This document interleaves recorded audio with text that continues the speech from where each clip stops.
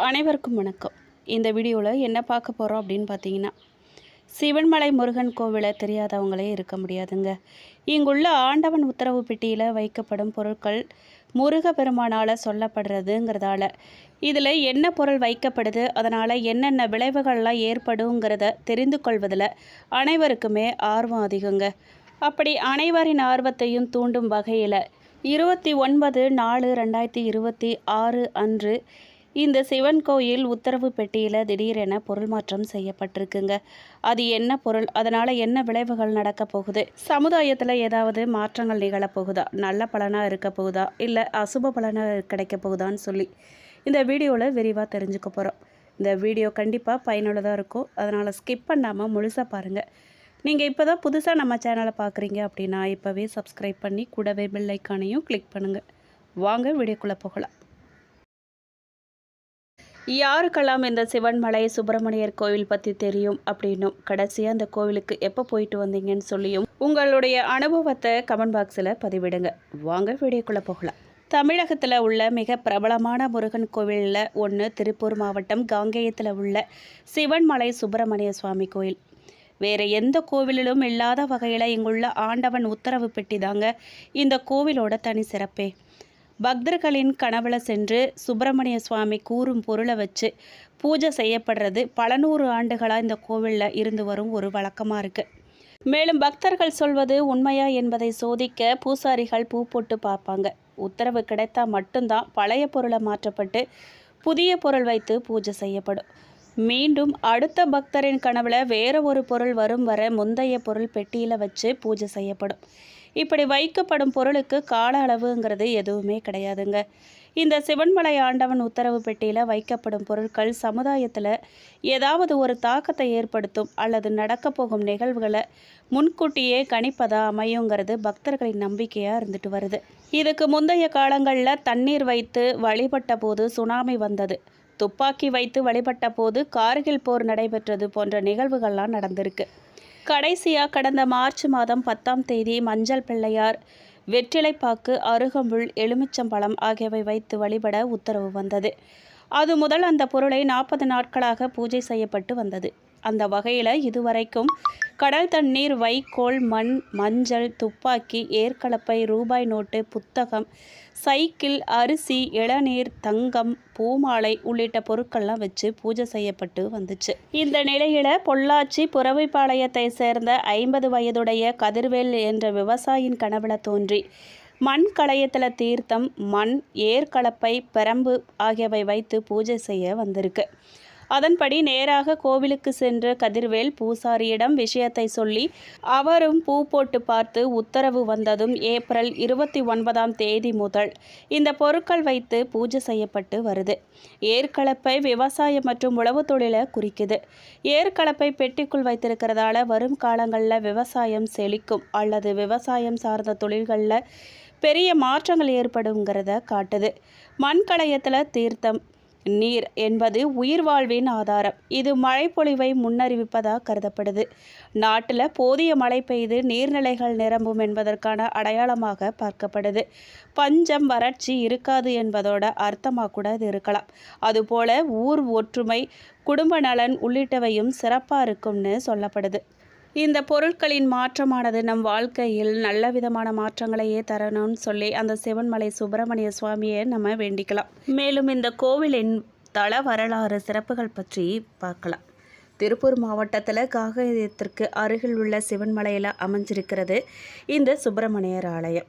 தொரட்டி மரம் தலவிருட்சமாக அமைஞ்சிருக்கு. அருணகிரிநாதர் திருப்புகழ் பாடல் பெற்ற ஸ்தலம் இது. 14 சித்திரர்களில் ஒருவரான சிவவாக்கியர் இந்த மலையில் தங்கியிருந்து முருகப்பெருமானுக்கு கோவில் எழுப்பி வழிபட்டார். அவர் நினைவாக இந்த மலைக்கு சிவன்மலைன்னு பெயர் வந்ததாக சொல்லப்படுது.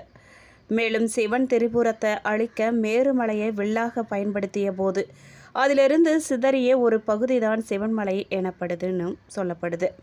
இது பார்வதி, அகத்தியர் ஆகியோர் சிவனை நோக்கி தவம் செய்த தலம்னும், வள்ளி மலைக்கு சென்று வள்ளியை மனம் முடித்த முருகப்பெருமான் வள்ளியோடு இங்கு குடிகொண்டதாகவும் தலவரலாறு கூறுது. மூலவர் சுப்பிரமணியர் வள்ளியுடன் ஒரே கருவறையில் திருமண கோலத்தில் எழுந்தருளியிருக்காரு. சிவன்மலை மீதுள்ள கோயிலுக்கு செல்ல 496 படிகள் கொண்ட மலைப்பாதை அமைக்கப்பட்டிருக்கு. இந்த கோவில் 10ஆம் நூற்றாண்டில் கட்டப்பட்டதாகவும் இந்த கோவிலின் சிறப்பம்சம் ஆண்டவன் உத்தரவு பெட்டின்னு சொல்லப்படுது. முருகப்பெருமானே பக்தர்களின் கனவுல தோன்றி உத்தரவு பெட்டியில் வைத்து பூஜை செய்யப்பட வேண்டிய பொருளை கூறுவதும் அந்த பெட்டியில் பொருளை வைத்து பூஜை செய்யப்படுவதும் பல ஆண்டுகளாக கடைபிடிக்கப்பட்டு வருது. இன்னொரு பக்தரின் கனவில் வந்து அடுத்த பொருளை சுட்டிக்காட்டும் வரை பழைய பொருளை கண்ணாடி பெட்டிக்குள் பக்தர்களின் பார்வைக்கு வைக்கப்பட்டிருக்கும். மற்ற திருத்தலங்கள் போல அல்லாது இங்கு முதல் வழிபாடு முருகப்பெருமானுக்கு தான் நடைபெறும். மற்ற திருத்தலங்களில் முதல் வழிபாடு பிள்ளையாருக்கு, ஆனால் இங்கு முருகனுக்கு தான் முதல் வழிபாடு நடைபெறுது. இங்குள்ள நவகிரகங்கள் அனைத்தும் சூரிய பகவானை பார்த்தே நிற்கின்றன. அணையாத தீபம் ஒன்றும் எப்போதும் எரிந்து கொண்டிருக்கு. சிவன்மலையில் இன்றும் ஏராளமான சித்தர்கள் தவம் செய்து கொண்டிருப்பதாகவும் புண்ணியம் செய்தவர்கள் கண்களில் மட்டும் அவ்வப்போது சித்தர்கள் புலப்படுவதாகவும் கூறப்படுது. இங்கு தொரட்டி மரம் தலவிருட்சமாக அமைஞ்சிருக்கு. தொரட்டி என்பது ஒரு வகை மரம். இது கொங்கு நாட்டு பகுதிகளில் பல கோயில்களில் தலவிருட்சமாக இறைவனோடு சேர்ந்து வணங்கப்படுது.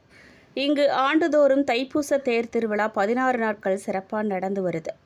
அதோடு தமிழ் வருட பிறப்பான சித்திரை, கனி, வைகாசி, விசாகம், ஆணி திருமஞ்சனம், ஆடி 18, ஆடி அமாவாசை, ஆடி சஷ்டி, ஆவணி அவிட்டம், விநாயகர் சதுர்த்தி, நவராத்திரி, ஐப்பசி கந்தர் சஷ்டி, சூரசம்ஹாரம், கார்த்திகை ஜோதி, மார்கழி மாத சிறப்பு பூஜைகள், திருவாதிரை, தைப்பூசம், மாசி மகம், பங்குனி உத்திரம் மற்றும் பௌர்ணமி, அமாவாசை, கிருத்திகை, சஷ்டி என ஆண்டு முழுவதும் சிறப்பான திருவிழாக்கள் சிவன்மலையில் நடந்து வருது.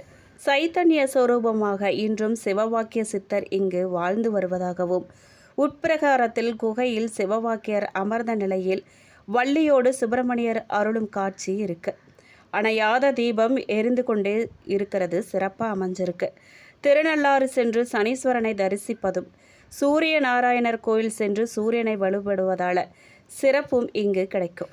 மேலும் வேண்டியவருக்கு வேண்டியதை வழங்கும் பிரார்த்தனை ஸ்தலமாகவும் இந்த திருமண தடை, குழந்தை பாக்கியம், தொழில் மேன்மை, நோய் பாதிப்பு என அனைத்துக்கும் தீர்வு கிடைக்கும் அற்புத மலையாக விளங்குவதால் பக்தர்கள் அதிகமானோர் இங்கு வந்து போகிறாங்க. அது மட்டும் இல்லாமல் இங்குள்ள நவகிரக சந்நிதியை 9 முறை சுற்றி வழிபட்டு வந்தால் எத்தனை பிரச்சனைகள் இருந்தாலும் விடுபடலாம்ங்கிறது ஐதீகமாக இருந்துட்டு வருது. சனி பகவான் தனி சன்னதியிலும் எழுந்தருளியிருக்கார்.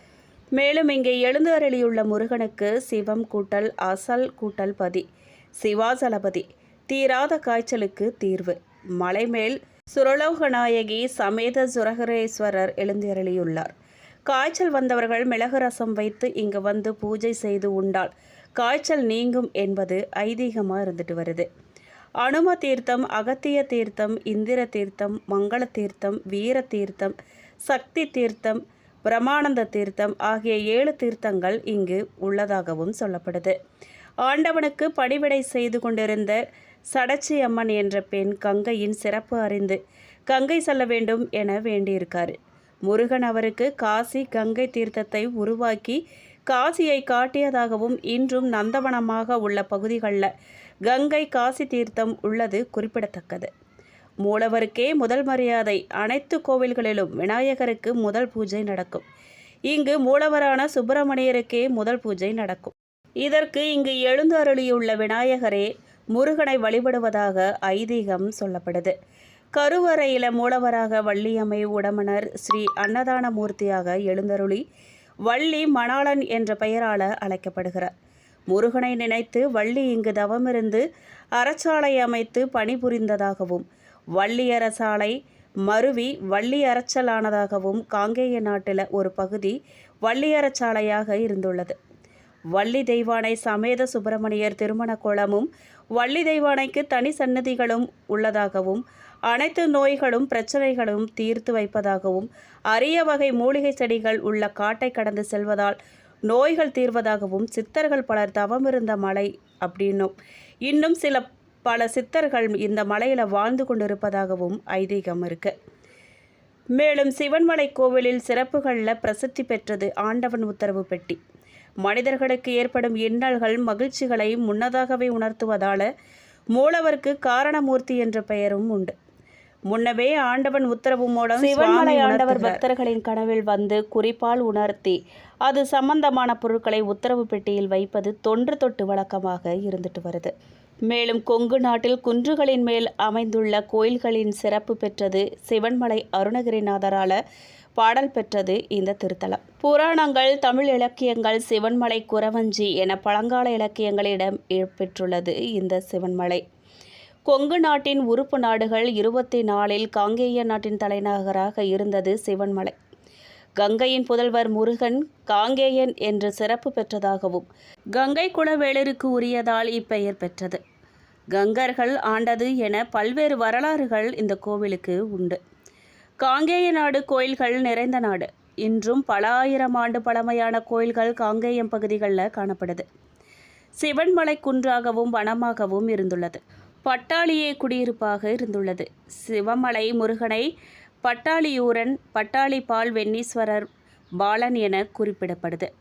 அடிவாரத்தில் உள்ள பட்டாளி வெண்ணீஸ்வரர் கோயில் பல ஆயிரம் ஆண்டுகளுக்கு முந்தையதாகவும் 7 ஸ்வரங்கள் இசைக்கும் தூண், அற்புதமான சிற்பங்கள், 13 கல்வெட்டுகளும் இந்த கோவில்களில் காணப்படுது. சிறப்பம்சம் என்ன அப்படின்னு கேட்டிங்கன்னா, சைத்தன்ய சொரூபமாக இன்றும் சிவவாக்கிய சித்தர் இங்கு வாழ்ந்து வருவதாகவும், உட்பிரகாரத்தில் குகையில் சிவவாக்கியர் அமர்ந்த நிலையில் வள்ளியோடு சுப்பிரமணியர் அருளும் காட்சி உள்ளது. அணையாத தீபம் எரிந்து கொண்டிருப்பது சிறப்பாகும்.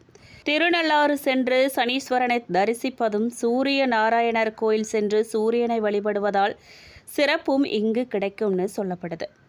மேலும் இந்த வீடியோ உங்களுக்கு பிடிச்சிருக்கணும், பயனுள்ளதாக இருந்திருக்கணும்னு நம்புகிறோம். வீடியோ பற்றின கருத்துக்களை கமெண்ட் பாக்ஸில் பதிவிடுங்க.